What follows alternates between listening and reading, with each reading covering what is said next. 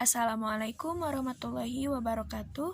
Perkenalkan, nama saya Gitza Zahira Sofa. Saya dari semester 3 kelas B Disnu Cianjur. Di sini saya akan sedikit menjelaskan materi tentang ius constitutum dan ius constituendum. Yang pertama yaitu ius constitutum. Ius constitutum disebut juga sebagai hukum positif, yaitu hukum yang berlaku dalam suatu negara pada suatu waktu tertentu. Hukum positif meliputi semua peraturan yang berlaku pada saat ini.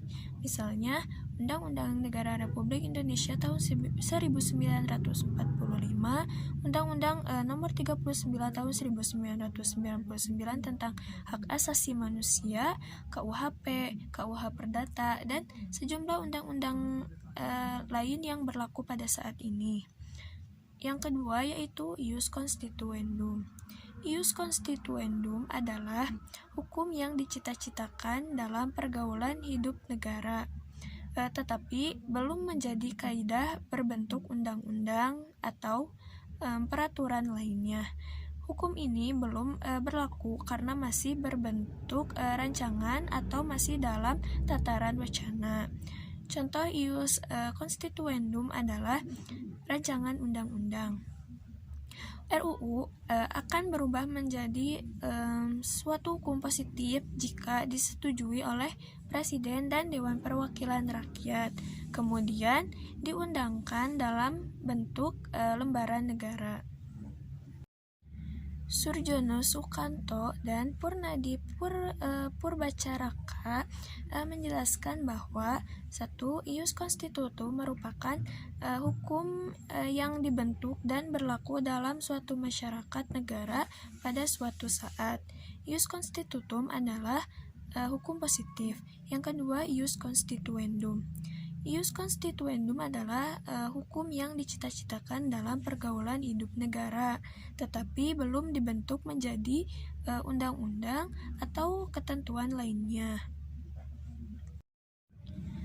Pembedaan antara ius constitutum dengan ius constituendum terletak pada faktor waktu, yaitu masa kini dan masa yang akan datang. Dalam hal ini, hukum diartikan sebagai tata hukum yang diidentikan dengan istilah hukum positif. Dengan demikian, ius constitutum pada masa kini merupakan ius constituendum pada masa lampau.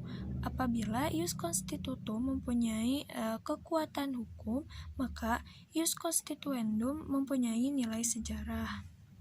Surjono Sukanto dan Purnadi Purbacaraka juga menjelaskan bahwa ius constituendum berubah menjadi ius constitutum dengan cara yang pertama, digantinya suatu undang-undang dengan undang-undang yang baru, atau undang-undang yang baru itu pada mulanya merupakan rancangan ius constituendum.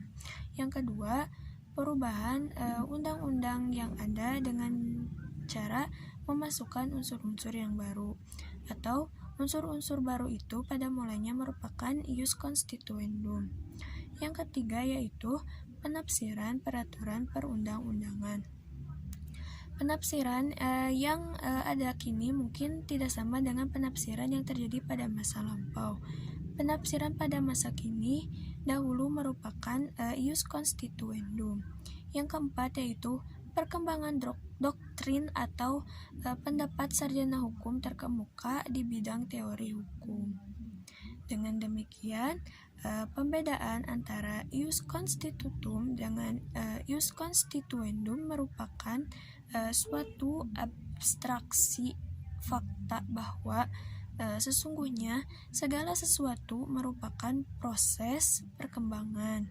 Artinya, suatu gejala yang ada sekarang akan hilang pada masa mendatang oleh karena diganti dengan gejala yang semula dicita-citakan. Mungkin hanya itu yang dapat saya sampaikan. Kurang dan lebihnya mohon dimaafkan. Wassalamualaikum warahmatullahi wabarakatuh.